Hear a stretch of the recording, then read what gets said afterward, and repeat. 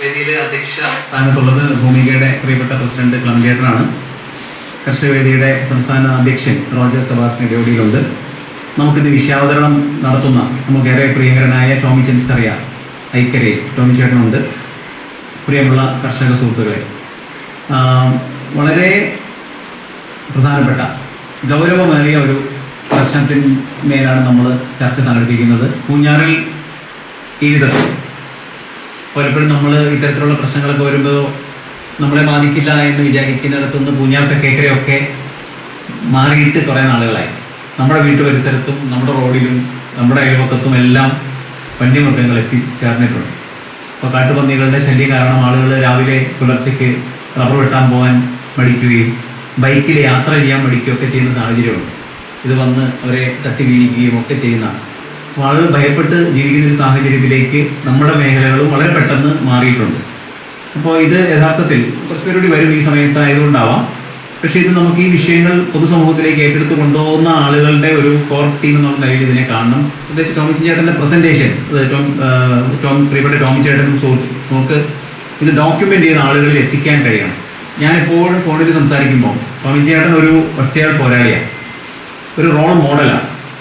കാരണം അത് ടോമി ചേട്ടൻ ഒരുപാട് പേരുടെ കൂട്ടായ്മയ്ക്കും ഒരുപാട് പേരുടെ സംഘബലത്തിനും ഒരുപാട് പേരുടെ കൂടിയാലോചനകൾക്കും ഒന്നും നിൽക്കാതെ അവനവൻ്റെ എനർജി ഉപയോഗിച്ച് ചെയ്യാൻ കഴിയുന്ന കാര്യങ്ങൾ ചെയ്ത് ആളുകൾക്ക് വേണ്ടി ഔട്ട്പുട്ട് ഉണ്ടാക്കി കൊടുക്കുക എന്നുള്ളതാണ് ടോമി ചേട്ടൻ്റെ ലക്ഷ്യം. പക്ഷെ അതിനിടയിലും അദ്ദേഹത്തിൻ്റെ ക്വാളിറ്റി എന്ന് പറയുന്നത് നിങ്ങൾക്ക് എല്ലാവർക്കും അറിയാം. നിങ്ങളെല്ലാവരെയും അദ്ദേഹം കോൺടാക്ട് ചെയ്തിട്ടുണ്ടാവും. അദ്ദേഹം ചെയ്യാൻ പോകുന്ന ഓരോ കാര്യങ്ങളെക്കുറിച്ചും നിരന്തരം ആശയവിനിമയം നടത്തിക്കൊണ്ടിരിക്കും.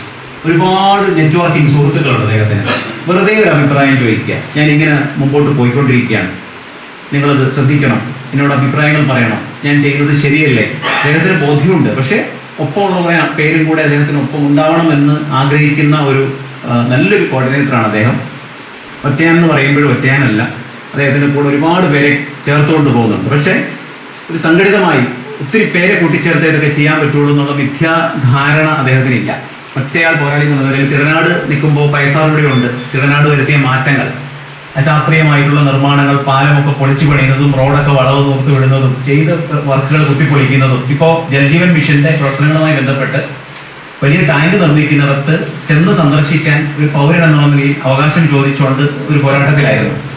അപ്പോൾ അവിടുത്തെ സുരക്ഷിതത്വം, അത് നിർമ്മിക്കുന്നതിൻ്റെ സുരക്ഷിതത്വം ഒക്കെ അറിയാൻ ഞങ്ങൾക്ക് ബാധ്യതയുണ്ട് എന്ന് പറഞ്ഞപ്പോൾ അതിൻ്റെ ടെലിഫോൺ, ഉയർന്ന ഉദ്യോഗസ്ഥന്മാരായിട്ടുള്ള ആശയവിനിമയങ്ങൾ, വിവരാവകാശങ്ങൾ എല്ലാം. അപ്പോൾ ടോമി ചേട്ടൻ്റെ ഒരു പ്രത്യേക ഒരു ക്വാളിറ്റി, നമുക്കും ഇതൊരു പാഠമാണ്. അദ്ദേഹം ഇത്തരം വിഷയങ്ങൾ എടുത്തിടുകയും അതിനെ മീഡിയയ്ക്ക് മുമ്പിൽ കൊണ്ടുവരികയും ആർക്കും അവഗണിക്കാനാവാത്ത പോലെ വിഷയത്തെ പുറത്തു കൊണ്ടുവന്നിട്ടാണ് ടോമി ചേട്ടൻ പിന്നെ മുന്നോട്ട് പോകുക. എന്തെങ്കിലും അതിൻ്റെ ഒരു മർമ്മം കണ്ടുപിടിക്കും, അതിനെ മാധ്യമങ്ങളിൽ കൊണ്ടുവരും, പിന്നെ ആർക്കും ഇതിന് ഒഴിഞ്ഞു നിൽക്കാൻ മേലാത്ത പോലെ മുഴുവൻ ഉദ്യോഗസ്ഥന്മാരെയും സംവിധാനങ്ങളെയും സമ്മർദ്ദത്തിൽ കൊണ്ടുവരുന്ന ഒരു ശൈലിയാണ് അദ്ദേഹത്തിൻ്റെത്. അപ്പോൾ ഈ വിഷയത്തിൽ ഞാൻ ശ്രദ്ധിക്കുന്നുണ്ടായിരുന്നു. ഓരോ സമയത്തും അതിൻ്റെ പിന്നാലെ പിന്നാലെ പിന്നാലെ പോയി. എനിക്ക് തോന്നുന്നത് ടോമിച്ചേട്ടൻ സംസാരിക്കുമ്പോൾ പറയും, ചില വിവരാവകാശ ഡോക്യുമെന്റുകൾ പോലും ഔദ്യോഗികമായുള്ളത് ഇംഗ്ലീഷിന്റെ മലയാളം ട്രാൻസ്ലേഷനിൽ തെറ്റുണ്ടെന്ന് കണ്ടുപിടിച്ചു കൊടുത്ത് ആ ഏജൻസിയെ കൊണ്ട് തിരുത്തിച്ചത് ടോമി ചേട്ടനാണ്. അതൊന്നും ആരും അറിയില്ല. അപ്പൊ ഇങ്ങനെയാണ് ഒത്തിരി കാര്യങ്ങൾ ചെയ്യുന്ന ആളാണ്. അപ്പൊ ഏറെ നമുക്ക് അഭിമാനമുണ്ട്. ഇന്ന് അദ്ദേഹത്തെ കിട്ടിയതിൽ നമുക്ക് സന്തോഷമുണ്ട്. ഇതിൽ ഒത്തിരി പ്രശ്നങ്ങളുണ്ട്. അതെല്ലാം നമുക്ക് പൂർണ്ണമായി ചർച്ച ചെയ്ത് പരിഹരിച്ചു പോകാൻ കഴിയുന്ന ഒന്നല്ല. ഇതിന്റെ വന്യമൃഗങ്ങളുമായി ബന്ധപ്പെട്ട പ്രശ്നങ്ങളിൽ ഷെഡ്യൂൾ ചേഞ്ച് ചെയ്യുന്ന ഉൾപ്പെടെ സെൻട്രൽ ഗവൺമെന്റ് നിശ്ചയമായും ചെയ്യേണ്ട ഷെഡ്യൂൾ തിരുത്തപ്പെടാത്തതിന്റെ പ്രശ്നങ്ങളുണ്ട്. ഇവിടുത്തെ MP-മാരുടെയും ജനപ്രതിനിധികളുടെയും ഒക്കെ ഭാഗത്തു നിന്നുള്ള പോരായ്മകളുണ്ട്. അപ്പോൾ മാത്രമല്ല, നമുക്കിപ്പോൾ ഈ കുരങ്ങന്മാരുടെ കാര്യത്തിലാണെങ്കിൽ പോലും ഞാൻ ചില സുഹൃത്തുക്കളുമായി സംസാരിക്കുകയായിരുന്നു. പന്നികളൊന്നും കാട്ടുപന്നിയല്ല, അതെല്ലാം വകതിരിവ് വന്നിട്ടുള്ള, എന്ന് വെച്ചാൽ വേർതിരിവ് വന്നിട്ടുള്ള നിയമപ്രകാരം നമുക്ക് കൊന്ന് പോപ്പുലേഷൻ കൺട്രോൾ ചെയ്യാവുന്ന ഇനത്തിൽപ്പെട്ടതാണ്. പക്ഷേ എങ്കിൽ പോലും സെൻട്രൽ ഗവൺമെന്റിന്റെ ഈ ഷെഡ്യൂൾ മാറ്റപ്പെടാത്തത് കൊണ്ടുള്ള വന്യമൃഗങ്ങൾ എന്നുള്ളൊരു കാറ്റഗറി പെട്ട് നിൽക്കുന്നതുകൊണ്ട് കുരങ്ങന്മാർ പോലും ഇപ്പോൾ പെരുകിക്കൊണ്ടിരിക്കുന്ന കുരങ്ങന്മാർ നിർദോഷികളായ കുരങ്ങന്മാരെ പോലും ഇല്ലായ്മ ചെയ്തുകൊണ്ട് വളർന്നു വരുന്ന വന്യമായ സ്വഭാവങ്ങളുള്ള വലിയ കുരങ്ങുകളുടെ എണ്ണം പെരുകുന്നു എന്നാണ് അദ്ദേഹം പറഞ്ഞത്. ഇതൊക്കെ നമ്മൾ അറിയാതെ പ്രകൃതിയെ സംഭവിച്ചുകൊണ്ടിരിക്കുന്ന കുറേ പ്രശ്നങ്ങളാണ്. അപ്പം നമുക്ക് വന്യമൃഗങ്ങൾ വനത്തിനുള്ളിൽ സമാധാനമായി കഴിയാനുള്ള സാഹചര്യങ്ങൾ ഉണ്ടാവണം. അവർക്ക് കുടിവെള്ളം ഇല്ലെങ്കിൽ അവിടെ വെള്ളം ഉണ്ടാവണം, ഭക്ഷണം ഇല്ലെങ്കിൽ അവിടെ ഭക്ഷണം ഉണ്ടാവണം. മനുഷ്യർക്ക് അവരുടെ കൃഷിയിടങ്ങളിൽ സമാധാനമായി ജീവിക്കാൻ കഴിയണം, അവരുടെ വാസസ്ഥലങ്ങളിൽ ഭയമില്ലാതെ ജീവിക്കാൻ കഴിയണം. ഇതിന്റെ ഉത്തരവാദിത്വം ഫോറസ്റ്റ് ഡിപ്പാർട്ട്മെന്റിനുള്ളതാണ്. അതിൽ നിന്ന് അവർ ഒഴിഞ്ഞു നിൽക്കുന്നു എന്ന് മാത്രമല്ല, വന്യമൃഗങ്ങളെ നിയന്ത്രിക്കാൻ ഏതെങ്കിലും വിധത്തിൽ ശ്രമിക്കുകയോ അത് ആഗ്രഹിക്കുകയോ ചെയ്യുന്ന കർഷകരെ കെണിയിലാക്കാൻ പാകത്തിന് നിയമനിർണ്ണയങ്ങൾ വളച്ചൊടിക്കാനും നിയമ ഭേദഗതിയിൽ കൊണ്ടുവരാനും അവർ ആഗ്രഹിക്കുന്നു, ആവശ്യപ്പെടുന്നു എന്നുള്ളതാണ് ഒരു പ്രധാനപ്പെട്ട പോയിന്റ് ഇന്ന് ചർച്ച ചെയ്യുന്നത്. അപ്പോൾ എല്ലാവരെയും ഞാൻ സ്വാഗതം ചെയ്യുന്നു. നമ്മുടെ യോഗത്തിൽ അധ്യക്ഷത വഹിക്കുന്നത് ഭൂമികയുടെ പ്രസിഡന്റ് പ്രിയപ്പെട്ട ക്ലമന്റേട്ടനാണ്. അദ്ദേഹത്തെ കർഷക വേദിയുടെ സ്ഥാപക നേതാവ് എന്നുള്ള നിലയിലും ഹരിത കാർഷിക വിപണിയുടെ പ്രസിഡന്റ് എന്നുള്ള നിലയിലും എല്ലാവർക്കും സുപരിചിതനായ ക്ലമന്റേട്ടനെ ആദരവോടെ സ്വാഗതം ചെയ്യുന്നു. അതേപോലെ തന്നെ പ്രിയപ്പെട്ട റോജർ സെബാസ്റ്റ്യൻ ഇടയോടി, നമുക്ക് വളരെ അഭിമാനമുണ്ട് അദ്ദേഹത്തിന്റെ കാര്യത്തിൽ. ഞങ്ങൾ സഹപാഠികൾ കൂടിയാണ്. അപ്പോൾ അദ്ദേഹം കർഷക വേദിയുടെ സംസ്ഥാന പ്രസിഡന്റാണെന്ന് മാത്രമല്ല, ഇപ്പോൾ രാജ്യത്തുടനീളം നടക്കുന്ന കർഷകരുടെ സമരങ്ങളിൽ അതിന്റെ ഏകോപന വേദികളിലൊക്കെ പങ്കാളിത്തം വഹിച്ചുകൊണ്ട് നമുക്ക് അഭിമാനമായി മാറിയിട്ടുണ്ട്. ഔദ്യോഗികമായി സർക്കാർ തലത്തിൽ തന്നെ ചുമതലപ്പെട്ടിട്ടുള്ള ചില കമ്മീഷനുകൾ അദ്ദേഹം അംഗമാണ്. നദീജല തർക്കപരിഹാര സമിതിയുടെ ഒരു അംഗം എന്നുള്ള നിലയിൽ, അല്ലെങ്കിൽ ഇതിന്റെ ഒരു ഭാഗം എന്നുള്ള നിലയിൽ നമുക്ക് അഭിമാനകരമായ സ്ഥാനത്തേക്ക് അദ്ദേഹം എത്തിപ്പെട്ടിട്ടുണ്ട്. അപ്പോൾ വ്യാപകമായി സംസ്ഥാനത്ത് ബന്ധങ്ങൾ സ്ഥാപിച്ചു കഴിഞ്ഞിട്ടുണ്ട് റോജർ. അപ്പോൾ നമുക്കതൊരു സന്തോഷമുള്ള കാര്യമാണ്. റോജറിനെ സ്നേഹത്തോടെ സ്വാഗതം ചെയ്യുന്നു. അതേപോലെ തന്നെ ഞാൻ സൂചിപ്പിച്ചു, ടോമിച്ചറിനെ കുറിച്ച് ആമുഖമായി പറഞ്ഞു. അദ്ദേഹം വിദേശത്തായിരുന്നു ദീർഘകാലം സേവനം ചെയ്തത്. അതിന്റെ അനുഭവ സമ്പത്തുണ്ട്, അദ്ദേഹത്തിന് ടെക്നിക്കൽ നോളജ് ഉണ്ട്, അദ്ദേഹത്തിന്റെ സംഘടനാ പാഠവുമുണ്ട്. കർഷക വേദിയുടെ ലേബലാണ് അദ്ദേഹം ഉപയോഗിക്കുന്നത്. അത് വലിയൊരു നന്മയാണ് അദ്ദേഹത്തിന്. വേണമെങ്കിൽ ടോമിച്ചൻസ്കറിയ എന്നുള്ള ഒരു ലേബലിൽ മാത്രം ഈ വിഷയങ്ങളെ കൊണ്ടുനടന്ന് കയ്യടി വാങ്ങാം എന്നിരിക്കെ അദ്ദേഹം കർഷക വേദിയെ ഈ ഇദ്ദേഹം ചെയ്യുന്ന എല്ലാ എഫേർട്ടിനെയും ചേർത്തുകൊണ്ട് പ്രയോജനപ്പെടുത്താൻ ശ്രമിക്കുന്നുണ്ട്. അപ്പോൾ ഏറെ ആദരവോടെ ടോമിച്ചൻ ചേട്ടനെയും സ്വാഗതം ചെയ്യുന്നു. അതേപോലെ തന്നെ നമുക്ക് വന്നിരിക്കുന്ന എല്ലാം വളരെ പ്രധാനപ്പെട്ട ആളുകളാണ്. വയസ്സാള് തമാശയ്ക്ക് ഡ്രൈവറായിട്ട് വന്നു എന്ന് പറയുമെങ്കിലും അദ്ദേഹം വളരെ വിപ്ലവകാരിയായ ഒരു സാമൂഹിക പ്രവർത്തകനാണ്. ശാസ്ത്ര സാഹിത്യ പരിഷത്തിന്റെ പതിറ്റാണ്ടുകൾ നീണ്ട സാമൂഹിക മാറ്റത്തിന് വേണ്ടിയുള്ള യത്നത്തിൽ പങ്കാളിയായ വലിയൊരു സാമൂഹിക പരിഷ്കർത്താവാണ്, സാമൂഹിക പ്രവർത്തകനാണ്, വിപ്ലവകാരി. വയസ്സാറിനെ സ്വാഗതം ചെയ്തു. ഭൂമികയുടെ മറ്റ് സഹപ്രവർത്തകരുണ്ട്. കർഷക വിപണിയുടെ പ്രധാനപ്പെട്ട നേതാക്കന്മാർ, അതിന്റെ സംഘാടകർ ചേട്ടനും സാജുവിനെ പോലെയുള്ള ആളുകളുടെ ADS സാറുണ്ട്. KSSന്റെ പ്രസിഡന്റ് പ്രിയപ്പെട്ട ചേട്ടനുണ്ട്. നമ്മുടെ ഓഫീസിൽ ജോസഫ് സാറുണ്ട്. അതേപോലെ തന്നെ പ്രിയപ്പെട്ട ഇന്റേൺഷിപ്പ് വിദ്യാർത്ഥികൾ, അവർ കുട്ടിക്കാനം മരിയൻ കോളേജിലെ 3ാം വർഷ BSW വിദ്യാർത്ഥികളാണ്. അവർ നമ്മളോടൊപ്പം 3 മാസം ഉണ്ടാവും. Malappuram KMCT arts and science കോളേജിലെ വിദ്യാർത്ഥികൾ അവരുടെ 1 മാസത്തെ ഇന്റേൺഷിപ്പിന് ശേഷം മടങ്ങിയ ദിവസം തന്നെ ഇവരെത്തിച്ചേർന്നു. അങ്ങനെ നമുക്കിപ്പോഴും ഈ ഒരു യുവത്വത്തിന്റെ, അവരുടെ പ്രൊഫഷണലിസത്തിന്റെ, പഠനത്തിന്റെ ഒക്കെ ഒരു എനർജി നമ്മുടെ സംഘടനാ പ്രവർത്തനങ്ങളെ ശക്തിപ്പെടുത്താനായിട്ട് ഉപകാരപ്പെടുന്നു എന്നുള്ള കാര്യത്തിൽ സന്തോഷമുണ്ട്. നിങ്ങളെയും സ്വാഗതം ചെയ്യുന്നു. കുറച്ചൊന്നും നീട്ടി പറഞ്ഞാണെങ്കിലും വരുന്നയാൾ ഒരു കറക്റ്റാണ് വിചാരിച്ചിട്ടാണ്. അപ്പോൾ ഏറെ സ്നേഹത്തോടെ ചേട്ടൻ 2 വാക്കൊന്ന് പറഞ്ഞ് ഓപ്പൺ ചെയ്തിട്ട് നേരെ ടോമിച്ചൻ ചേട്ടനിലേക്ക് പോകാം. അവസാനം റോജർ ഒരു നന്ദി പറഞ്ഞ് അവസാനിപ്പിക്കുന്ന രീതിയിൽ നമുക്ക്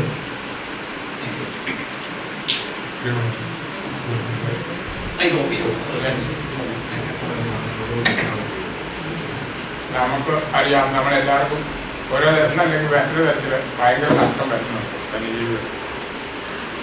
കൂടുതലും നമ്മുടെ ഇവിടെ കൂടുതലും ഇപ്പോൾ കടവാവില്ല, പലരും അതിനെപ്പറ്റി ഒത്തിരി കാര്യങ്ങൾ പറഞ്ഞു, നഷ്ടത്തെ പറ്റി പറഞ്ഞു. അപ്പോൾ ഇതിനൊക്കെ ഒരു തീരുമാനം ഉണ്ടാക്കേണ്ടത് നമ്മളെല്ലാവരും കൂടെ ഒന്നിച്ച് നിന്ന് പ്രവർത്തിച്ചാൽ മാത്രമേ അതിന് തീരുമാനം ഉണ്ടാവൂ. അപ്പോൾ അതിനുവേണ്ടി പ്രവർത്തിക്കുക എന്നുള്ളതാണ് മെയിൻ ലക്ഷ്യം. നമ്മൾ ഉദ്ദേശിക്കുന്നതാണ്. അതിനെക്കുറിച്ചുള്ള കൂടുതൽ കാര്യങ്ങൾ ടോമിക്ക് നമ്മളോട് പറഞ്ഞു തരും. അതിൻ്റെ ഒരു കൂട്ടായ പ്രയത്നമാണ്.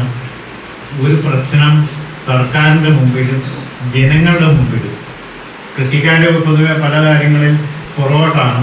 ഒന്ന്, അവർ ജോലി തിരക്ക്, അതല്ലെങ്കിൽ ഇത് വലിയ കാര്യങ്ങളില്ല എന്നുള്ളൊരു ധാരണ, ഇത് പിന്നെയാണ് എന്നൊക്കെയുള്ള ഒരു ലാഘവ ബുദ്ധിയാണ് പല കാര്യങ്ങളും. നമ്മുടെ അല്ലെങ്കിൽ അജ്ഞത എന്ന് പറയാൻ പറ്റിയല്ല, നമ്മളെല്ലാവരും എഡ്യൂക്കേറ്റഡാണ്.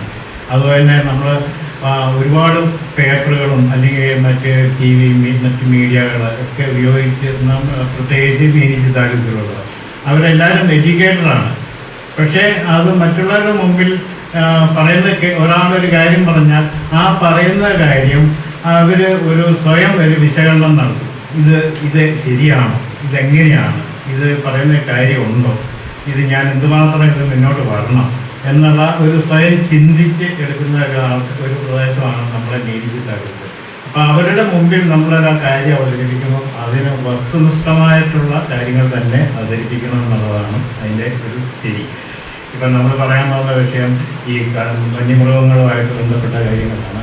വന്യമൃഗങ്ങളും വനവും അല്ലെങ്കിൽ നമ്മുടെ വൃക്ഷങ്ങളുമൊക്കെ അത്യന്താപേക്ഷികമാണ്. പക്ഷേ വന്യമൃഗങ്ങൾ അധികമായി പുറത്തേക്ക് വന്നു കഴിയുമ്പോൾ അത് നമുക്ക് ഒരു ഉപദ്രവമായിട്ട് മാറും. ഇപ്പം നമ്മുടെ ഈ പ്രദേശങ്ങൾ അല്ലെങ്കിൽ പൂഞ്ഞാറ്, തറനാട്, അത് നമ്മുടെ ഈ മീൻചി താലൂക്കിൽ വിവിധ പ്രദേശങ്ങളിൽ വന്യമൃഗശല്യങ്ങളുടെ രൂക്ഷമായ പ്രശ്നമാണ് ഉണ്ടായിരിക്കുന്നത്.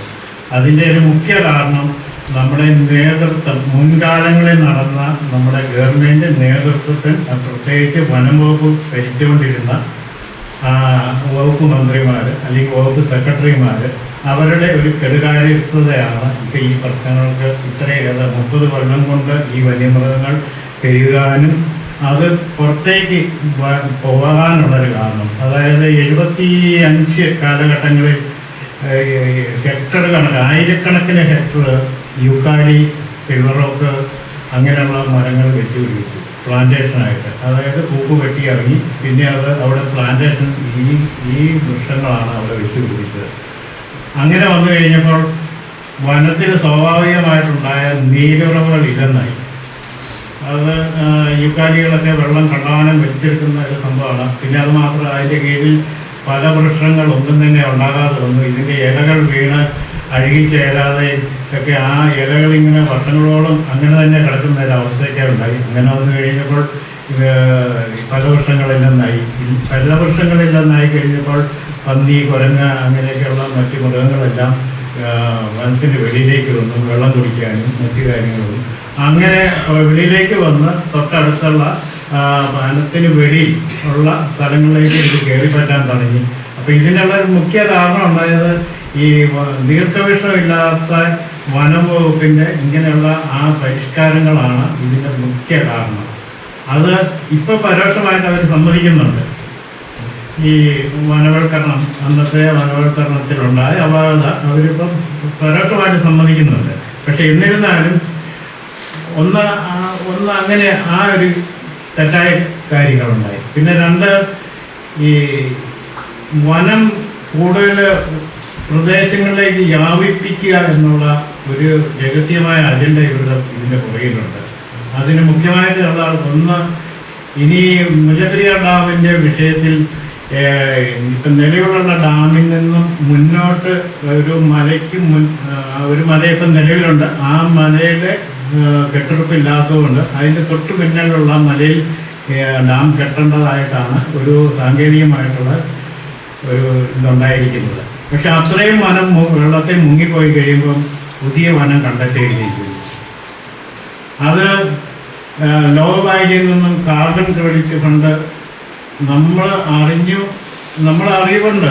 പക്ഷെ ജനങ്ങൾ അതിനെ എങ്ങനെ ജനങ്ങൾ അല്ലെങ്കിൽ കൃഷിക്കാരൻ അതെങ്ങനെ കയ്യിലേക്ക് എത്തിച്ചേരും? അത് ആ ഫണ്ടുകളൊക്കെ ഗവൺമെൻറ് വനം വകുപ്പ് അവർ മറ്റു കാര്യങ്ങളിലേക്ക് വിനിയോഗിച്ചു. അതായത് കാർബൺ ക്രെഡിറ്റ് ഫണ്ട് അവരുടെ ട്രെയിനിങ് സെൻ്ററിന് വേണ്ടിയിട്ട് കെട്ടിടങ്ങൾ നിർമ്മിച്ചു. ഒരുപാട് പൈസ മറ്റുള്ള, അതായത് സാമൂഹ്യ വനവൽക്കരണം എന്ന് പറഞ്ഞ് നമ്മുടെ വഴിനീളെയൊക്കെ ചെടികൾ വെച്ച് പിടിപ്പിച്ചു. ഈ ചെടികളൊന്നും ഇപ്പം ഒറ്റ ചെടികൾ പോലുമില്ല. അതിൻ്റെ മുന്നോട്ടുള്ള പ്രവർത്തനം അവർ നടത്തിയിട്ടില്ല. ചെടി വെച്ചു പോയി, അല്ലെങ്കിൽ ഒരുപാട് തൈകൾ സ്കൂൾ വഴിയൊക്കെ കൊടുത്തു. അങ്ങനെ സ്കൂൾ വഴി കൊടുത്ത ചില വീടുകളിലൊക്കെ കുറച്ച് ചെടികളൊക്കെ നിൽപ്പുണ്ട്, അല്ലെങ്കിൽ കുറച്ച് മരങ്ങൾ നിൽപ്പുണ്ട്. അല്ലാതെ വേറെ ഒരു മരങ്ങളും ഒരു ചെടികളും ഒരു പഞ്ചായത്തിൻ്റെ പ്രദേശത്ത് പോലും അവർ സംരക്ഷിക്കുകയോ അതിനെ ദീർഘവീക്ഷണത്തോടുകൂടിയ അല്ല ഒരിടത്തും നടക്കും. ഏതെങ്കിലും ഇലക്ട്രിക്കൽ ലൈനിൻ്റെ കീഴെ കൊണ്ടുപോയി 10 ചെടി നട്ടു.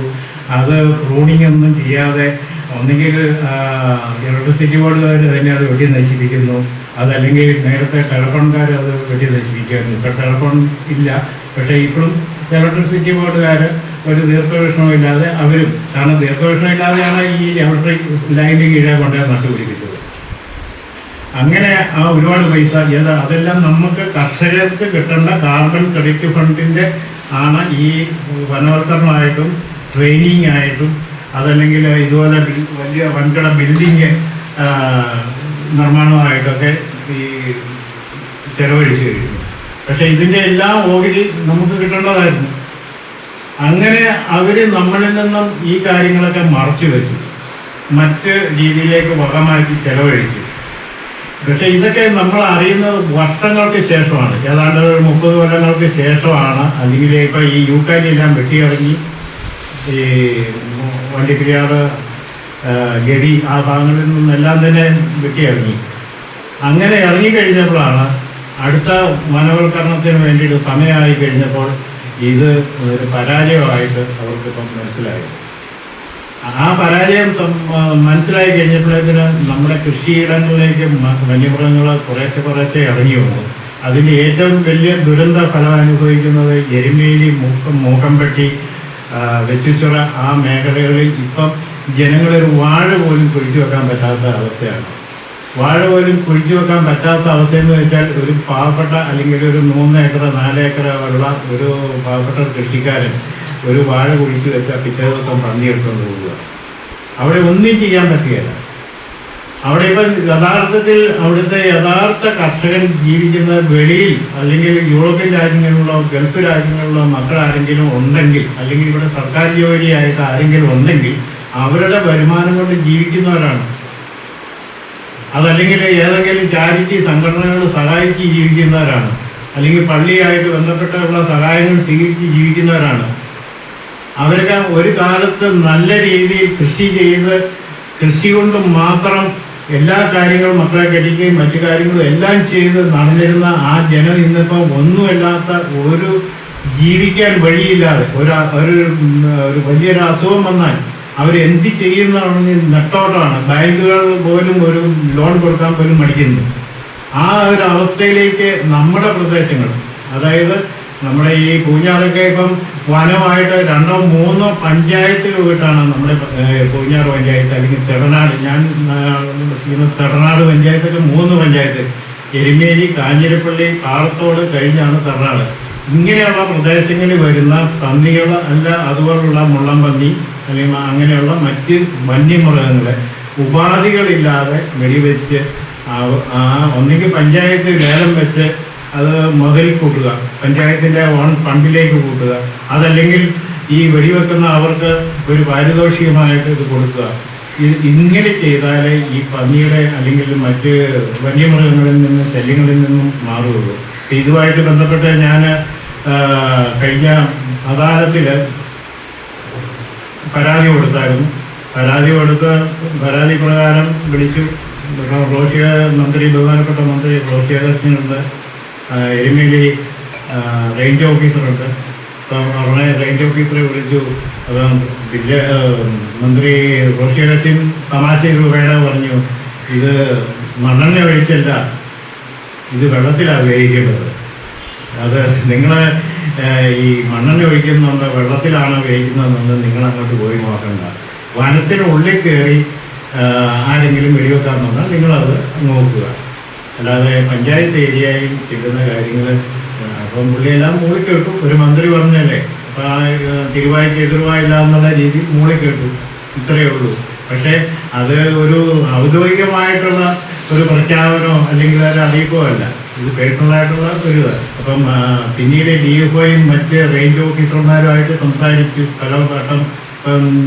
അങ്ങനെ സംസാരിച്ച് കഴിഞ്ഞപ്പോൾ അവരും ഞങ്ങളും കൃഷിക്കാരാണ്, ഞങ്ങൾ ഈ ഉടുപ്പൊക്കെ ഊരിയിട്ട് അയച്ചിട്ട് കൃഷിയിലേക്ക് തന്നെയാണ് ഇനിയും വരുന്നത്. അപ്പം ഞങ്ങൾക്കറിയാം നിങ്ങൾക്ക് ബുദ്ധിമുട്ടും പ്രയാസവും. പക്ഷേ ഞങ്ങളിപ്പോൾ എന്ത് ചെയ്യാനാ? ഒരാൾ ഇന്നിപ്പം മൊബൈലിൽ ഷൂട്ട് ചെയ്ത ഒരാൾ ഒരു പടം അയച്ചു തന്നു കഴിയുമ്പോൾ ഞങ്ങൾ നടപടി എടുക്കാതിരിക്കാൻ പറ്റുമെന്ന് ചോദിക്കും. നിങ്ങളിൽപ്പെട്ട ആൾക്കാരാണ് ഞങ്ങളെ ഈ വിവരം ധരിപ്പിക്കുന്നത്. അല്ലാതെ ഞങ്ങൾ നിങ്ങളുടെ ഇടയിൽ വന്ന് ആര് പന്നിയെ കൊന്നു അല്ലെങ്കിൽ ആര് കോഴിയെ കൊന്നു എന്നുള്ളത് ഞങ്ങളെ ആരും അന്വേഷിക്കുന്നില്ല. അതെന്തിനാ? നമ്മൾ 1 കിലോ കിട്ടാത്തതിൻ്റെ കൊതിക്കുറവാണ് ഈ വനംവകുപ്പിനെ വിളിച്ചറിയിക്കുന്നതിൻ്റെ കാരണം. ആ യോജിപ്പില്ലായ്മ ഇവർ ചൂഷണം ചെയ്യും. അതാണ് ഏറ്റവും മുഖ്യ ഘടകം. അങ്ങനെ വന്നു കഴിയുമ്പോൾ ഒന്നത്. പിന്നെ രണ്ടാമത്, ഈ മേഖലയിൽ ഏതാണ്ട് 350-60 പഞ്ചായത്തുകൾ വനവുമായിട്ട് അടുത്ത് ഉള്ള പഞ്ചായത്തുകളാണ്. ഈ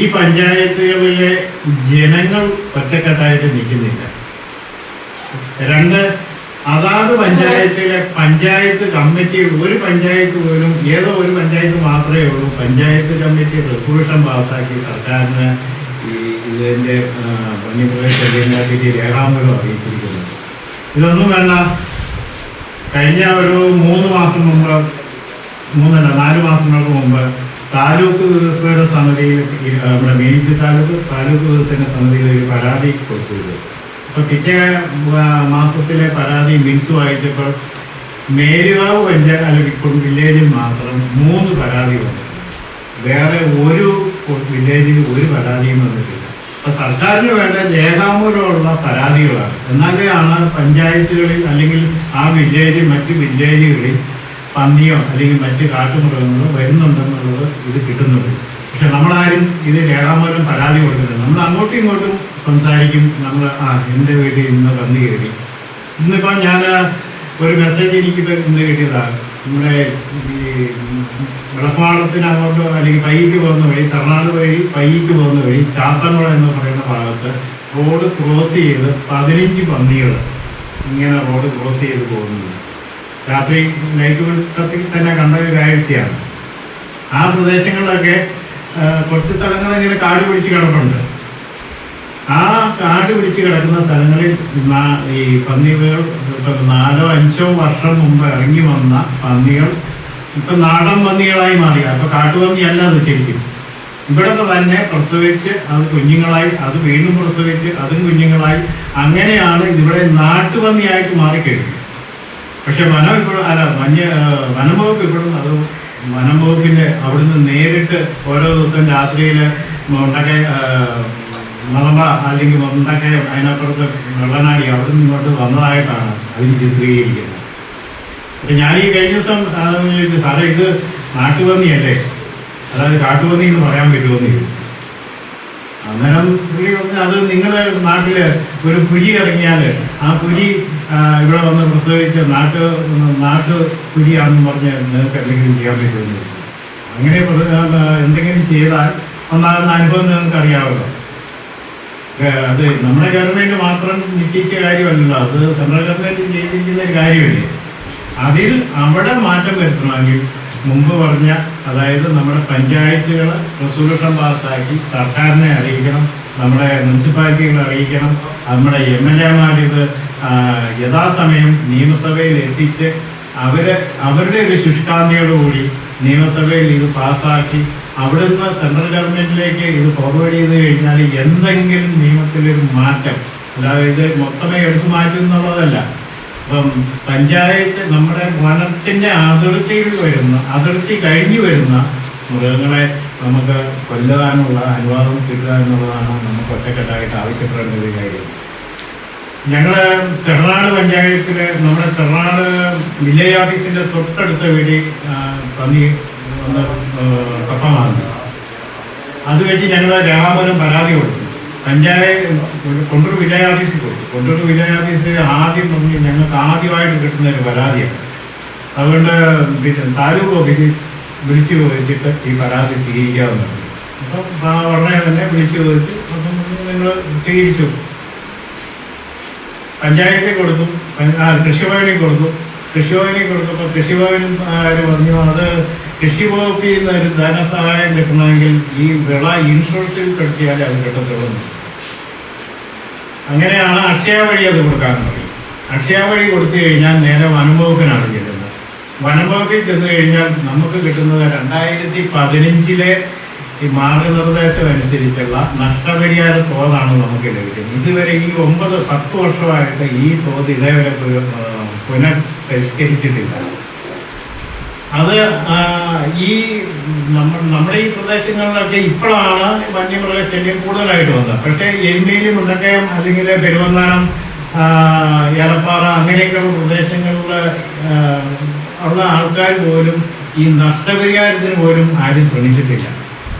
ശ്രമിച്ചായിരുന്നെങ്കിൽ ഈ 2015 അവസാനമായിട്ട് ഈ നഷ്ടപരിഹാര തോത് നിശ്ചയിച്ചതാണ്. അതിൻ്റെ പിന്നീട് പരിഷ്കരിക്കാൻ വേണ്ടിയിട്ടുള്ള ശ്രമങ്ങൾ ആരും പറഞ്ഞിട്ടുമില്ല. ഇതേവരെ ഗവൺമെൻറ് ശ്രദ്ധയിൽ ഇപ്പോഴാണ് ശ്രദ്ധയിൽപ്പെടുന്നത്, ജനങ്ങൾ ആവശ്യപ്പെടുന്നത്.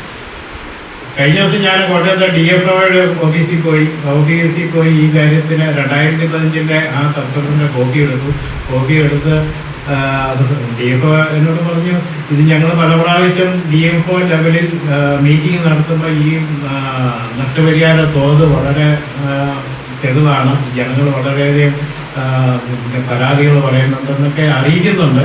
പക്ഷേ അത് നമ്മുടെ നിയമസഭ വഴി വന്നാലേ അതിൻ്റെ മുന്നോട്ടൊരു പോക്കുണ്ടാവുകയുള്ളൂ, ഇതിനൊരു പരിഷ്കാരം ഉണ്ടാവുകയുള്ളൂ എന്നുള്ളതാണ് DFO കഴിഞ്ഞ ദിവസം എന്നോട് പറഞ്ഞത്.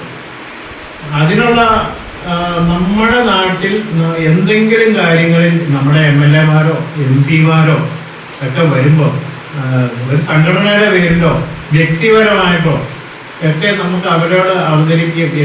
എവിടെ വന്നാലും ഒരു 2 പേരെങ്കിലും ഇന്ന കാര്യത്തിൽ ഇന്നടത്ത് പന്നി വന്നിട്ടുണ്ട്, ഇന്നത് നഷ്ടപ്പെടുത്തി, ഞങ്ങൾക്ക് ഇന്ന ബുദ്ധിമുട്ടുണ്ട്, അല്ലെങ്കിൽ ഞങ്ങൾക്ക് ഈ നഷ്ടപരിഹാരത്തിൻ്റെ തോത് കുറവാണ്, വെറുതെ ഒന്ന് അവരോടായിട്ട് സംസാരിക്കാം. അങ്ങനെ നിരന്തരമായിട്ട് പറഞ്ഞു കഴിയുമ്പം ഇവരും സമ്മർദ്ദത്തിലാവും. ഇനിയിപ്പം പഞ്ചായത്ത് ഇലക്ഷൻ വരാൻ പോകുന്നു.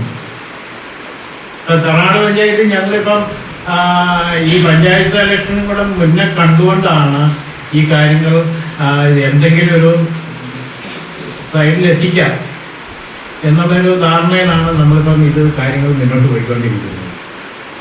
പരാതികൾ എത്തിക്കുക എന്നുള്ളതാണ്. നഷ്ടം കുറവാണ്, നമ്മൾ നഷ്ടത്തെപ്പറ്റി ചിന്തിക്കരുത്. ആ നഷ്ടത്തെപ്പറ്റി ചിന്തിച്ചു കഴിഞ്ഞാൽ നമുക്ക് ഈ അക്ഷയായി കയറി ഇറങ്ങി നടക്കുന്നതിന് ഒന്നും മുതൽ കിട്ടുകയില്ല.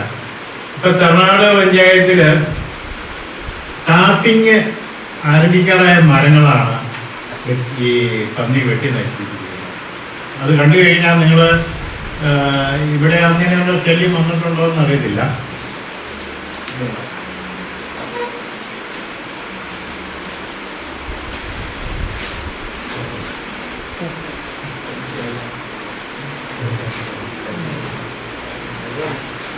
പന്നി ഒരു 4 അടി പൊക്കത്തിലാണ് അതിന് ചുറ്റുമുള്ള തൊലി മുഴുവൻ കടിച്ച് ഒരു മുഴുവൻ ഇല്ലെന്നാക്കിയിരിക്കുകയാണ്.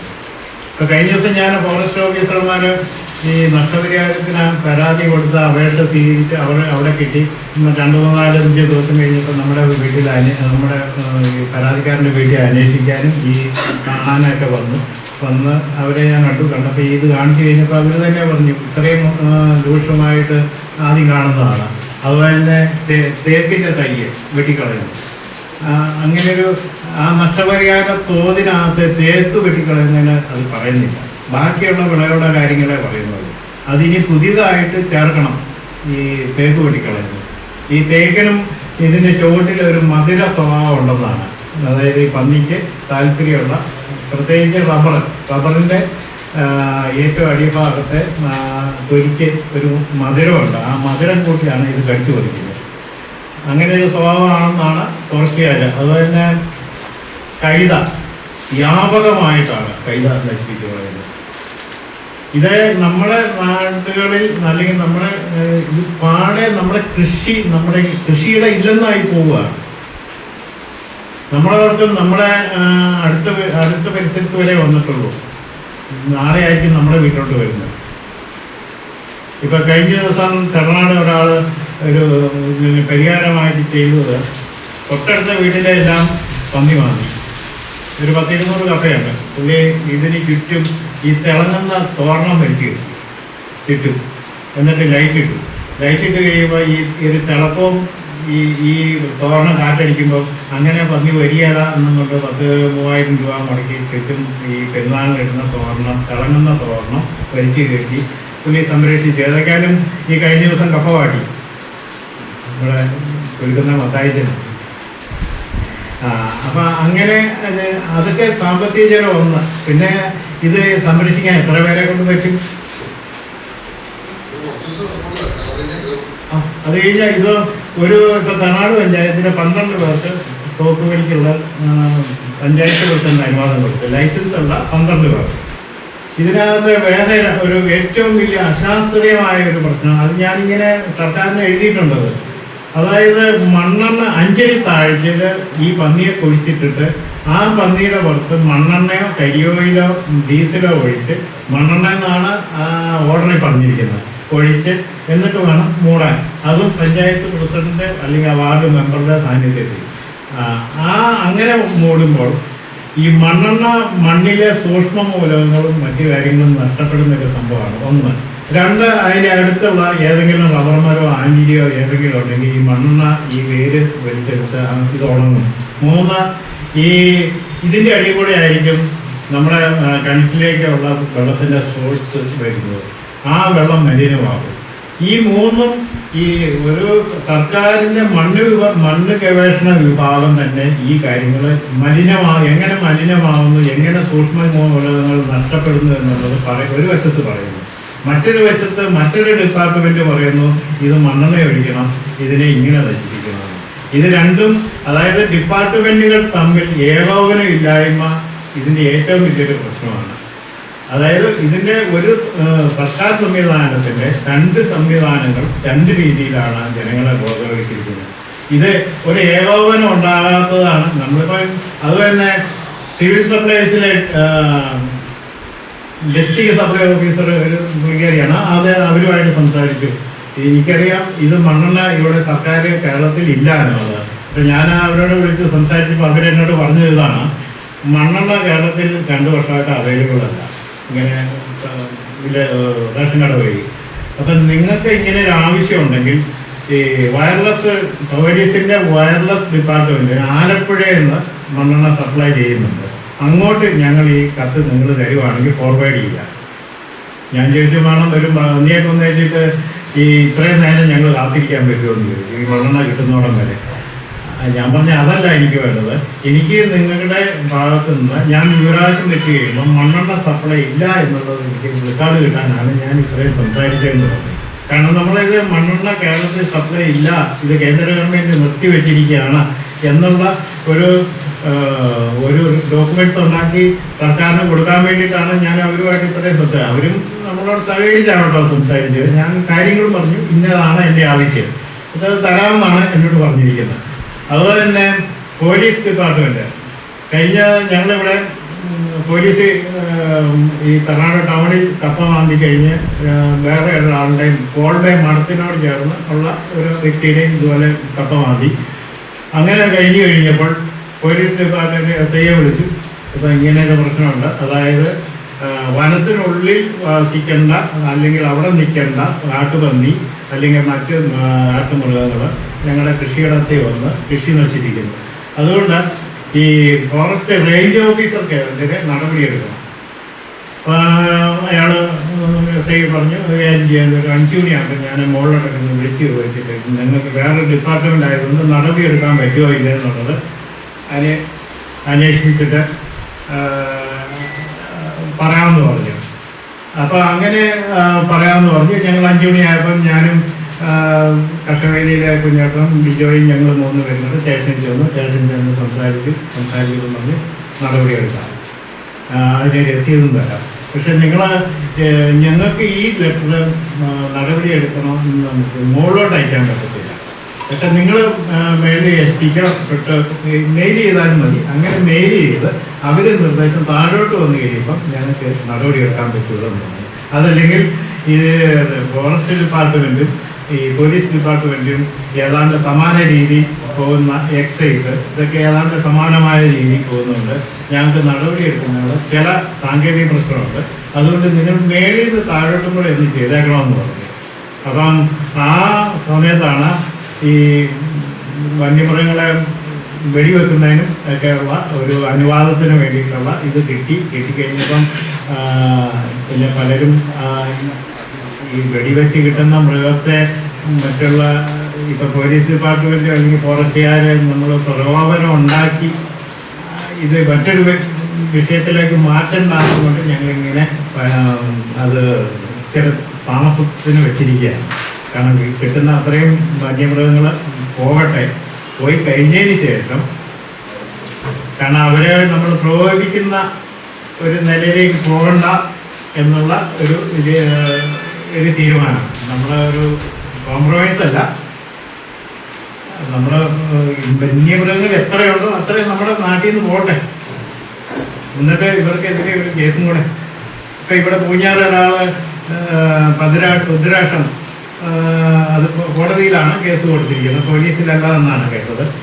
അതുപോലെ നമ്മുടെ ആൾക്കാർ പ്രതികരിക്കുകയാണെങ്കിൽ, അല്ലെങ്കിൽ നമ്മുടെ നാട്ടിലെ ഇങ്ങനെ എൻ്റെ കൃഷിയിടത്തിൽ ഇപ്പം നമ്മുടെ പട്ടി മറ്റൊരാളിനെ കടിച്ചു കഴിയുമ്പോൾ നമ്മുടെ ആ പട്ടിയെ വളർത്തുന്ന ഉടമയ്ക്കെതിരെയല്ലേ കേസുണ്ടാകുന്നത്. എന്ന് പറഞ്ഞാൽ വനത്തിൽ ജീവിക്കേണ്ട വന്യമൃഗങ്ങൾ പുറത്തേക്ക് വന്നു കഴിയുമ്പോൾ ആ പുറത്ത് ഉണ്ടാക്കുന്ന ശല്യത്തിൻ്റെ ഉടമ എന്ന് പറയുന്നത് അതാത് ഫോറസ്റ്റ് റേഞ്ച് ഓഫീസർമാരാണ്. ഇത് നിയമമാണ്. ആ നിയമം നമ്മൾ ആരും ചോദ്യം ചെയ്യുന്നില്ല.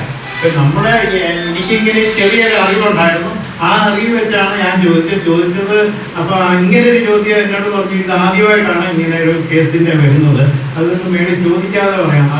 അങ്ങനെ അവർക്ക് വരെയും ഇത് ഒരു സംശയമാണ്, ഇങ്ങനെയൊരു കേസുണ്ടോ, എടുക്കാമോ. അങ്ങനെ നമ്മൾ പല കോണുകളിൽ നിന്ന്, ഇപ്പം കുഞ്ഞാറുന്നോ പാലായിൽ നിന്നോ മീനിച്ചിൽ നിന്നോ അല്ലെങ്കിൽ അതുപോലെ കാഞ്ഞിരപ്പള്ളിയിൽ നിന്നൊക്കെ നമ്മൾ ഇങ്ങനെ വന്ന് നിരന്തരം ചെന്ന് കഴിയുമ്പോൾ ഇത് ഒരു നമ്മൾ നടപടി അവരെ ഇപ്പം റേഞ്ച് ഓഫീസറെ ക്രൂശിക്കുക എന്നുള്ളതല്ല, അയാളുടെ പേരിൽ വ്യക്തിപരമായിട്ട് നമ്മളെ ഒരു ടാർഗറ്റ് ചെയ്ത് നമ്മൾ പോകുക എന്നുള്ളതുമല്ല. ഇങ്ങനെ കേസുകൾ വന്നു കഴിയുമ്പോൾ സർക്കാരിൻ്റെ മുമ്പിൽ ഇതൊരു പ്രശ്നമാണെന്നുള്ള തോന്നലുണ്ടാവും. അല്ലാതെ ആ വ്യക്തിയെ നമ്മൾ ടാർഗറ്റ് ചെയ്യാൻ നമ്മൾ ഒരിക്കലും ചെയ്യരുത്. നമ്മൾ ആ സർക്കാർ സംവിധാനത്തെയാണ് ചോദ്യം ചെയ്യുന്നത്. അങ്ങനെ ഉള്ള നീക്കങ്ങളും ഉണ്ടാകേണ്ടിയിരിക്കുന്നു. പിന്നെ അടുത്തത് ഈ നമ്മുടെ ഈ കൃഷി നാശനഷ്ടം വരുന്നതിന് നമ്മൾ അപേക്ഷ കൊടുക്കുന്നു. നമ്മൾ അപേക്ഷ കൊടുക്കുകയാണെങ്കിൽ ഇപ്പം 25 കപ്പയെ പോയാണെങ്കിൽ നമ്മളൊരു 50 കപ്പയെന്ന് എഴുതി കൊടുത്താലേ നമുക്ക് ആ 25 കപ്പയുടെ നഷ്ടം കിട്ടും. അത് ഫോറസ്റ്റിലെ വണ്ണപ്രധാന ഓഫീസിൽ നിന്നാണ് അന്വേഷണത്തിന് വരുന്നത്. അപ്പം അവരിൽപ്പെട്ടവർ തന്നെ എന്നോട് ഫോണിൽ പറഞ്ഞു, ചേട്ടാ ഇത് നാമമാത്രമായ തുകയെ കിട്ടുള്ളൂ, നിങ്ങളിങ്ങനെ കൂട്ടി എഴുതിയാലേ ഇന്ന് എന്തെങ്കിലും കിട്ടുള്ളൂ. അവർ വന്നു നോക്കുന്നവരും ആ രീതിയിൽ വലിയ ഭയങ്കരമായിട്ട് ഈ റിപ്പോർട്ട് തയ്യാറാക്കി നമ്മളെ കൊണ്ട് സൈൻ ചെയ്തിരിക്കുന്നുണ്ട്. അവർ നമ്മുടെ കൃഷിയിടത്തിൽ വന്ന് നോക്കി എത്ര നഷ്ടപ്പെട്ടു എങ്ങനെയാണ് എന്നൊക്കെ പറഞ്ഞ് നമ്മൾ സൈൻ ചെയ്യിക്കുന്നുണ്ട്. പക്ഷെ അതിനകത്ത് നമ്മൾ ആദ്യമേ കൊടുക്കുന്ന അപേക്ഷയിൽ 25 കപ്പയോ പോയപ്പോഴേക്കും 50 കപ്പയോ നേടി കൊടുക്കുക. ഇവിടെ അത്ര ഭയങ്കരമായിട്ട് ഇങ്ങനെ എണ്ണി നോക്കുന്നൊന്നുമില്ല. ഇത് 6 മാസത്തിനുള്ളിൽ നഷ്ടത്തിന് അപേക്ഷ കൊടുത്താൽ മതി എന്നുള്ളതാണ്. ഇപ്പം ഈ റബ്ബർ 6 മാസത്തിനുള്ളിൽ കൊടുത്താൽ മതി. പക്ഷെ കപ്പ, ചേന, ചേമ്പെന്നൊക്കെ പറയുന്നത് 6 മാസം കൊണ്ട് ഇത് കാട് കയറിയും അല്ലെങ്കിൽ മറ്റ് രീതിയിലേക്കൊക്കെ പോകുന്നുണ്ട്. നമ്മൾ അധികം താമസിക്കാതെ തന്നെ ഈ കപ്പ നഷ്ടപ്പെട്ടതിൻ്റെ മുമ്പിൽ നിന്ന് ഒരു ഫോട്ടോയും എടുത്ത് നമ്മൾ മൊബൈലെടുത്താൽ മതി. മൊബൈലെടുത്ത് ഒന്നുകിൽ ഓൺലൈനിൽ നമുക്ക് തന്നെ ചെയ്യാൻ പറ്റും, ഈ EDC വഴി. ആ EDC വഴി ചെയ്യുമ്പോൾ നമുക്ക് വേണ്ടത് പാസ്ബുക്കിൻ്റെ കോപ്പി, ഇതിൻ്റെ ഫോട്ടോ, കൃഷി ഓഫീസർ തരുന്ന ഒരു സർട്ടിഫിക്കറ്റ്. ആ സർട്ടിഫിക്കറ്റ് കൃഷി ഓഫീസർമാർ കർണാടക നമ്മളോട് സഹകരിച്ച് തന്നെ ചെയ്തു തരുന്നുണ്ട്. ആ സർട്ടിഫിക്കറ്റ് സഹിതം വേണം കൊടുക്കാനാണ്. അപ്പം റേഷൻ കാർഡിൻ്റെ കോപ്പി, ഇതാണ് നഷ്ടപരിഹാരത്തിന് വേണ്ടിയിട്ടുള്ള ഒരു ഫോമിൻ്റെ ഒരു ഭാഗം.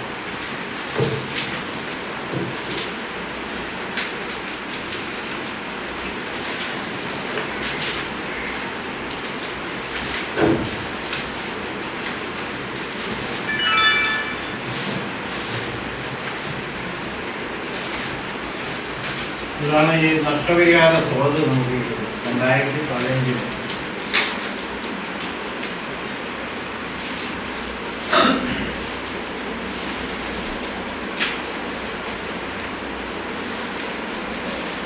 വളരെ നാമമാത്രമായ തുകയാണ്. ഇത് കണ്ടു കഴിയുമ്പോൾ നമുക്ക് തന്നെ ഇതിന് പോകണമെന്ന് തോന്നും. പക്ഷെ അതല്ല, നമ്മൾ പോയി റിക്കാർഡ് ഉണ്ടാക്കുക എന്നുള്ളതാണ്. നമ്മുടെ നാട്ടിൽ പന്നിയുണ്ട്, അല്ലെങ്കിൽ മുളമന്നിയുണ്ട്, അല്ലെങ്കിൽ കാട്ടുകോഴിയുണ്ട്. ഇപ്പം കാട്ടുകോഴിയെ കഴിഞ്ഞ ദിവസം നെറ്റിക്കടെ പിടിച്ചെന്ന് പറഞ്ഞ് 2 പേരെ പിടിച്ച് അകത്തിരിക്കുക.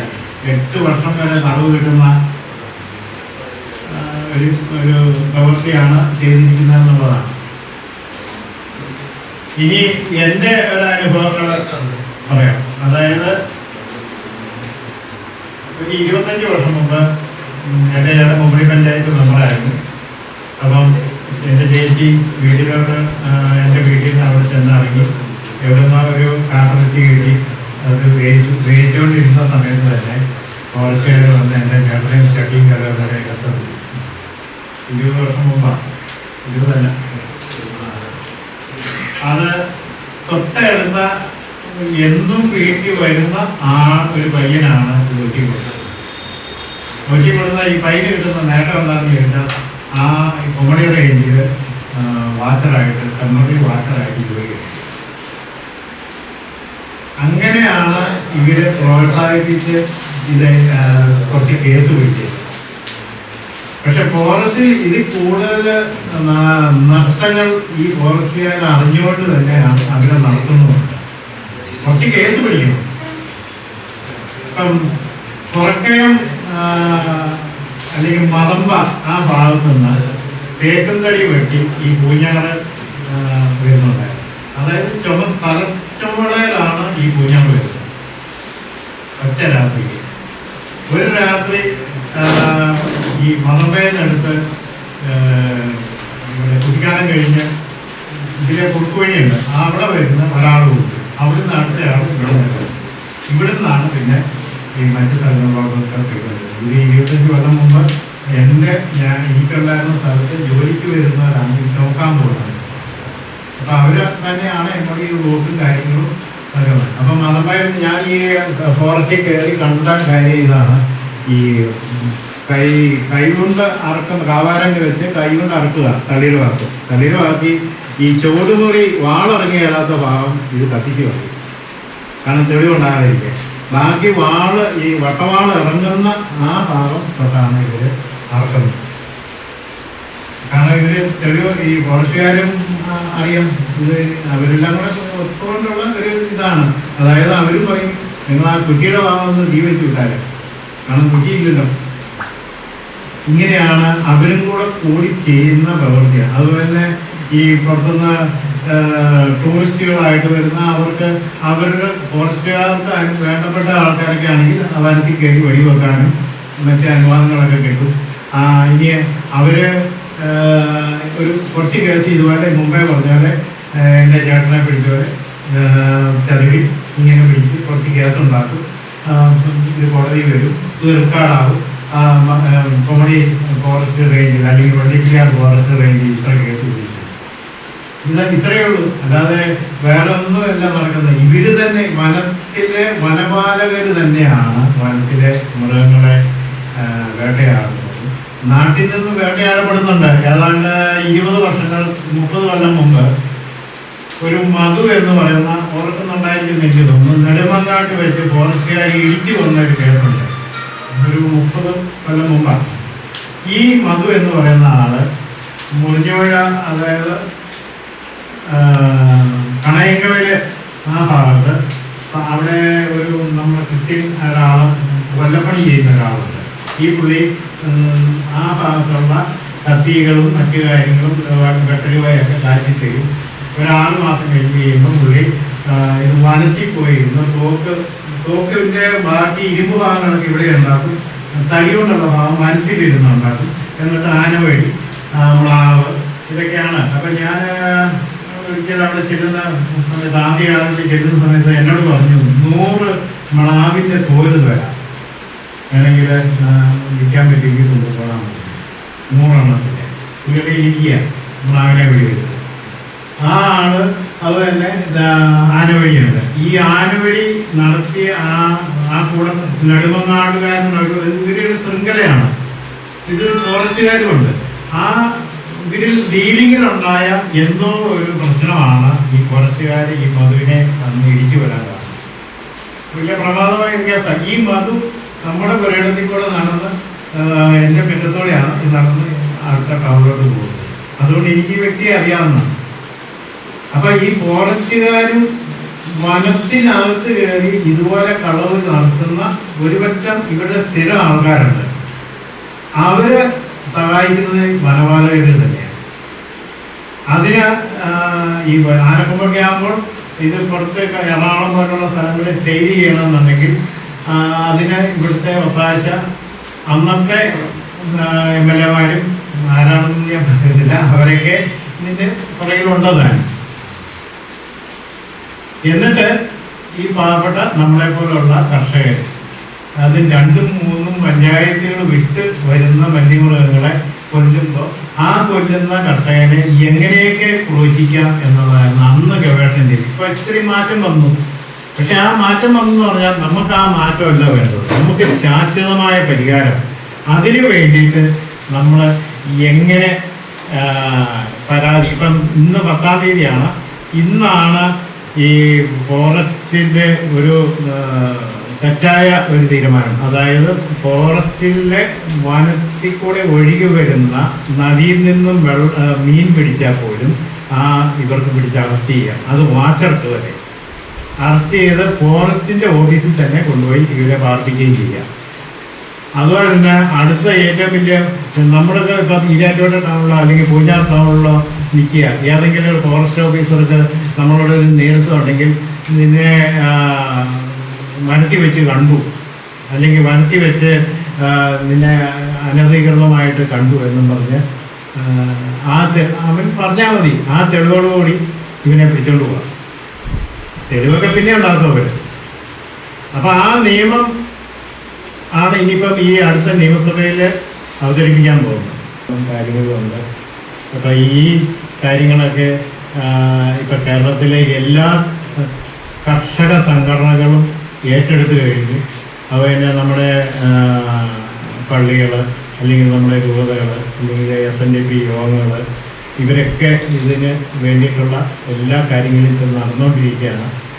റോജർ ഇതിനു വേണ്ടിയിട്ട് പല വേദികളിലും ഓൺലൈനിൽ സംസാരിക്കുന്നതൊക്കെ ഞാനും കേട്ടിട്ടുണ്ട്. അപ്പം അങ്ങനെയുള്ള കാര്യങ്ങൾ നമ്മൾ വളരെ ശ്രദ്ധയോടുകൂടി സമയത്ത് പ്രതികരിക്കുക.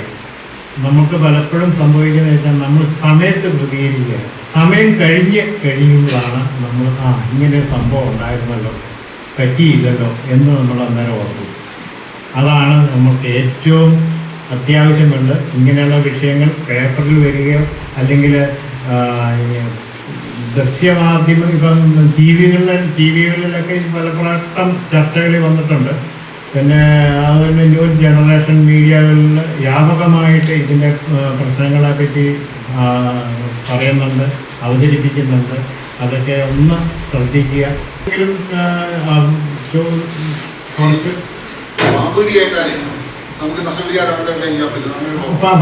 പാമ്പ് കടിക്കുന്നതിനുണ്ട്, വീട് നഷ്ടപ്പെട്ടാലുണ്ട്,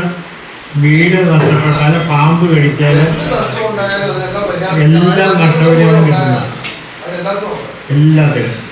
ചെടനാട് ഒരു ഊട്ടുപാറ എന്ന് പറയുന്ന ഭാഗത്ത് പന്നി വെട്ടി പുള്ളി 3 മാസം ആശുപത്രി കിടന്നു. ആശുപത്രി കിടന്ന പുള്ളി നേരിട്ട് കോടതിയിലാണ് കേസ് കൊടുത്തത്. മൂന്നാനപ്പള്ളിയിൽ വക്കത്ത് ഇപ്പം 1.5 വർഷമായി.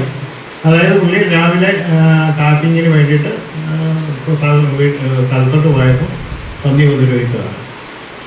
ആ പന്നി ഉപദ്രവിച്ച് കഴിഞ്ഞാൽ ഒരു പ്രശ്നം വെച്ചാൽ ഈ നമ്മുടെ ദശ ഇങ്ങനെ അലറി കീറിയാണ് പോകുന്നത്. ഒരു തൊലി കെട്ടാൻ ഭയങ്കര പാടാണ്. ഈ കത്തിക്ക് മുറിയുന്ന പോലെയല്ല. അത് പുള്ളി നഷ്ടപരിഹാരത്തിനാണ് കൊടുത്തത്. സർക്കാരിൻ്റെ നഷ്ടപരിഹാരം എന്ന് പറയുന്നത് മരിച്ചാൽ കൂടുതൽ കിട്ടും. ഒന്ന് നമ്മൾ ഈ പ്രധാനമായിട്ടും ഇപ്പോഴത്തെ നിയമത്തിന്റെ പ്രശ്നമാണ്.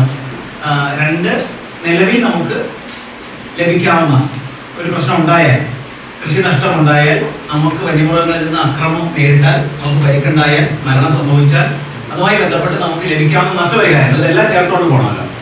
അതിന്റെ നിയമവശങ്ങൾ എന്താണ്, അതിന്റെ അപേക്ഷ എവിടെയാണ് സമർപ്പിക്കേണ്ടത്? പലപ്പോഴും നമ്മളിതൊന്നും ക്ലെയിം ചെയ്യുന്നില്ല.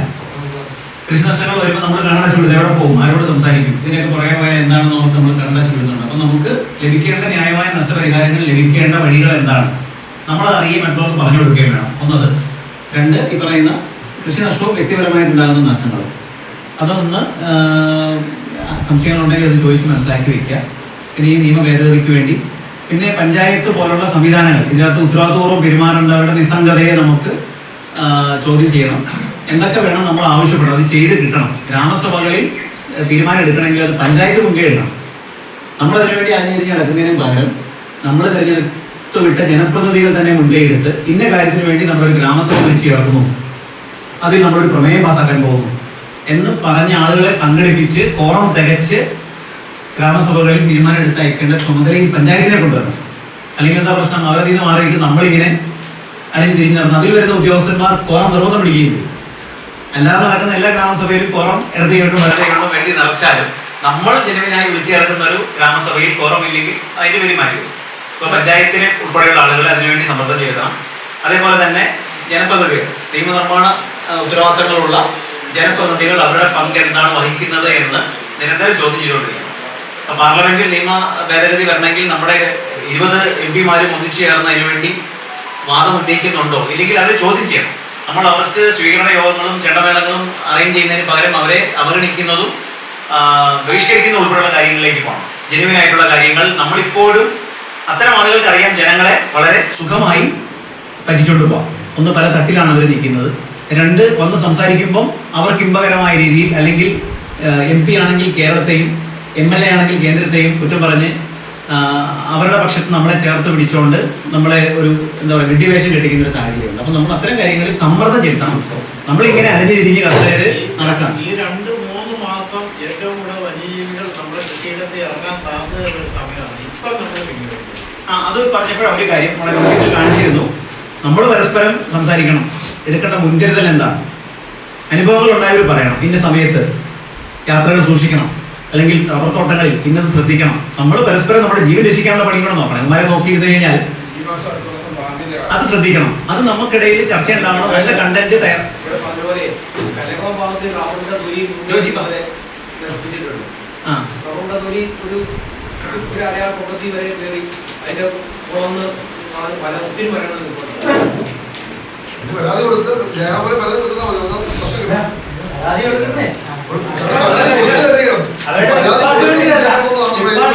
നമ്മൾ സ്വയമേ കേസ് കോടതിയിൽ ഫയൽ ചെയ്യാം.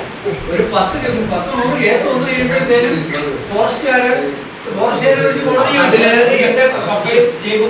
എനിക്കൊരു നിർദ്ദേശം പറയാനുള്ളത്, ആർക്കെങ്കിലും ഇങ്ങനെ ഒരു സംഭവം ഉണ്ടാവുമ്പോൾ അത് ഇതിനു മുമ്പ് ആരും കൈകാര്യം ചെയ്തിട്ടില്ലെങ്കിൽ അയാൾ അതിന് നിയമപരമായി മുന്നോട്ട് പോകാൻ പ്രേരിപ്പിക്കുകയും ഒപ്പം നിൽക്കുകയും നിയമപരമായി എവിടെ വരെ പോകണമെങ്കിലും സാമ്പത്തികമായി പോലും നിയമ വ്യവഹാരങ്ങളിൽ സഹായിക്കുകയും ചെയ്ത് ഒരാളൊരു വിധി വാങ്ങിച്ചാൽ മുഴുവൻ സമൂഹത്തിനും അത് ഉപകാരപ്രദമായി മാറും എന്നുള്ള കാര്യത്തിൽ സംശയമില്ല. മറ്റൊന്ന്, ഇത് ഇവിടെ കൊണ്ട് അവസാനിപ്പിക്കേണ്ട ഒരു സംഗതിയല്ല. നമ്മൾ ജാഗ്രതയോടെ നിന്നില്ലെങ്കിൽ, ഇന്ന് ഞാൻ എല്ലാവരോടും സംസാരിക്കുമ്പോൾ എന്നോട് പറഞ്ഞൊരു വാചകനെ ഭയപ്പെടുത്തി കളഞ്ഞു. എന്നോട് പറഞ്ഞത് മലയോര മേഖലയിലെ കൃഷിക്കാർ മുഴുവൻ മക്കൾ വിദേശത്ത് പോയി സാമ്പത്തിക ഭദ്രതയായി അവർക്ക് കൃഷിയിലധികം ഇടപെടുന്നില്ല, കൃഷിഭൂമിയെല്ലാം ഉപേക്ഷിക്കപ്പെട്ടു പോകും, അവിടേക്ക് സ്വാഭാവികമായി മൃഗങ്ങൾ വരും. അപ്പൊ ഞാൻ ചോദിച്ചൊരു ചോദ്യമുണ്ട്, 1000 കുറ്റവാളികൾ രക്ഷപ്പെട്ടാലും ഒരു നിരപരാധി ശിക്ഷിക്കപ്പെടരുത് എന്ന് പറഞ്ഞ പോളിസിയാണ് ഇതിനകത്ത്. ഒരാൾ നാട്ടിൽ നിന്ന് പൂഞ്ഞാർ തെക്കേക്കരയിലെ അല്ലെങ്കിൽ പൂഞ്ഞാർ മേഖലയിലെ മുഴുവൻ ആളുകളുടെ മക്കൾ വിദേശത്ത് പോയി സാമ്പത്തിക ഭദ്രതയുണ്ടായി എല്ലാവരെയും കൊണ്ടുപോയാലും ഒരാൾ നാട്ടിൽ നിന്ന് കൃഷി ചെയ്യാൻ തീരുമാനിച്ചാൽ അവന് സുരക്ഷിതമായ കാർഷിക പരിസരം ഇവിടെ ഉണ്ടാവണം. ഇതൊരു ചുമ്മാ വിദ്യാധാരണയാണ്. ഇവിടുത്തെ മുഴുവൻ ആളുകളും വിദേശത്ത് പോയെന്നും കൃഷി ഉപേക്ഷിച്ചെന്നും രാവിലെ കുറെ തർക്കങ്ങളിൽ അങ്ങനെ ഏർപ്പെട്ടു. അപ്പോൾ അതിന്റെ അവസാനം തീർച്ചയായും അയാളിലും കുറെ മാറ്റങ്ങൾ വരികയും ഒക്കെ ഇരുന്ന് സംസാരിക്കാമെന്ന് പറയുകയും, കാരണം ടൗണിൽ ഇരുന്നോട് സംസാരിക്കുന്നവരുടെ പ്രശ്നം നമ്മളിപ്പോഴും നേരിടുന്നുണ്ട്. യഥാർത്ഥത്തിൽ എന്താ സംഭവിക്കുന്നത്? ഇതിനൊരു മാറ്റം വരണമെങ്കിൽ ഏറ്റവും അത്യാവശ്യം ചെയ്തത് ഈ തൊഴിലുറപ്പ് പദ്ധതി നമ്മുടെ സ്ഥലങ്ങളിലെ റബ്ബർ തോട്ടത്തിലെ ആണെങ്കിലും കാട് പഠിക്കുന്നതിനുള്ള സംവിധാനം തൊഴിലുറപ്പ് പദ്ധതി പഠിച്ചാലേ ഈ കാട് പിടിക്കുന്ന സ്ഥലത്ത് മറ്റും തെളിയുള്ളൂ. അത് ആദ്യം വരേണ്ടിയിരിക്കുന്നു. എങ്കിൽ ഓട്ടോമോട്ടങ്ങനെ കുറച്ച് പറയും. നമുക്ക് പതിയെ അവസാനിപ്പിക്കാം. ഒരു കാര്യമുള്ളത് ഇതിനെ ഒന്ന് ജസ്റ്റ് ഒന്ന് പരിചയപ്പെടുത്താൻ വളരെ ശ്രദ്ധിച്ചു കാണും. സോഷ്യൽ മീഡിയയിൽ പെട്ടെന്ന് ഒരു യോഗം ചേരാൻ ഭൂമിക പ്രൊമോട്ട് ചെയ്യുന്ന തലനാട് ഫാർമേഴ്സ് പ്രൊഡ്യൂസർ കമ്പനി അത് നിലവിൽ വന്നു. അതിൻ്റെ ഷെയർ മൊബിലൈസേഷൻ ക്യാമ്പയിൻ തുടങ്ങാണ്. അപ്പം നമ്മൾ ആദ്യഘട്ടത്തിൽ 500 ഓഹരി ഉടമകൾ 1000 രൂപയാണ് അതിൻ്റെ ഒരു ഷെയർ വാല്യൂ. പക്ഷേ ഗുണം 2 ഒരാൾ എടുക്കേണ്ടത്. 2000 രൂപ ഉള്ള 20,000 വരെയുള്ള ഷെയർ എടുക്കാം. പക്ഷേ ഒരാൾക്ക് 2000 രൂപയുടെ ഒരു ഷെയറിന് നബാർഡ് 2000 രൂപ ഇക്വിറ്റി ഗ്രാന്റ് ഫ്രീ ആയിട്ട് നമുക്ക് തരും. അപ്പോൾ നമ്മൾ 4000 രൂപയുടെ ഓഹരി ഉടമകളായി മാറും. പക്ഷെ അയാളുടെ വീട്ടിലുള്ള മറ്റാളുകളെ കൊണ്ട് എടുപ്പിച്ചാൽ അവർക്കും കിട്ടും ഇത്. പക്ഷെ ഒരാൾക്ക് തന്നെ അയാൾ 20,000 എടുത്താലും ശരി 2000 രൂപയുടെ ഇക്വിറ്റി ഗ്രാന്റ് ഫ്രീ ആയിട്ട് കിട്ടുള്ളൂ. അത് ശ്രദ്ധിക്കുക. നമുക്ക് ആദ്യം ഈ 500 പേരിൽ നമ്മൾ ഓഹരി ഉടമകളെ പൂർത്തിയാക്കാൻ ഉദ്ദേശിക്കുന്നത്. ജനുവരി മാസമാണ് അതിന്റെ ക്യാമ്പയിൻ. ഇരാറ്റുപേട്ട ബ്ലോക്ക് തലത്തിലാണിത്. ഭൂമികയ്ക്ക് ഒരേ ഒരു FPO ഉണ്ടാവുന്നുള്ളൂ. മറ്റ് NGO-കളെ പോലെ ഒരുപാട് FPO-കളൊന്നും ഫോം ചെയ്യുന്നില്ല. നമ്മളൊരു മാതൃകയായി മാറ്റുക എന്നുള്ളതാണ്. അപ്പോൾ തീക്കോയിൽ അതിന്റെ ഒരു ഔട്ട്ലെറ്റും ഓഫീസും സ്പേസും ഒക്കെ കൂടി ഇപ്പൊ തീരുമാനം എത്തുന്നുണ്ട്. അല്ല, ഗ്രാമ്പൂ മാത്രമല്ല ഇതിനകത്ത്, തലനാടൻ ഗ്രാമ്പൂവിന്റെ ഗുണമേന്മയാണ് ഇതിന്റെ കമ്പനിയുടെ ഒരു പ്രധാനപ്പെട്ട ഇതായിട്ട് വെക്കുന്നതെങ്കിലും നമ്മൾ കിഴങ്ങുവർഗ്ഗങ്ങളും ഫ്രൂട്ട് ട്രീസും എല്ലാം കൂടി ചേർന്നാലേ ഒരു കമ്പനിയുടെ ബിസിനസ് നന്നായിട്ട് പോകത്തുള്ളൂ. നമുക്കിതൊരു മാതൃകാപരമാവണം. അപ്പോൾ ഇതിനകത്ത് ഇൻട്രസ്റ്റ് ഉള്ളവർ നോട്ടീസ് പോലെ വിതരണം ചെയ്യാൻ പറ്റാത്തൊരു ബ്രോഷറും ആപ്ലിക്കേഷൻ ഫോമും ആയതുകൊണ്ട് ഒരു താല്പര്യം തോന്നുന്നു നമ്മുടെ ഈ ബ്രോഷർ ഒപ്പം കൂട്ടുക. അതിനുശേഷം അതിനോട് തീർച്ചയായിട്ടും പ്രതികരിക്കാം.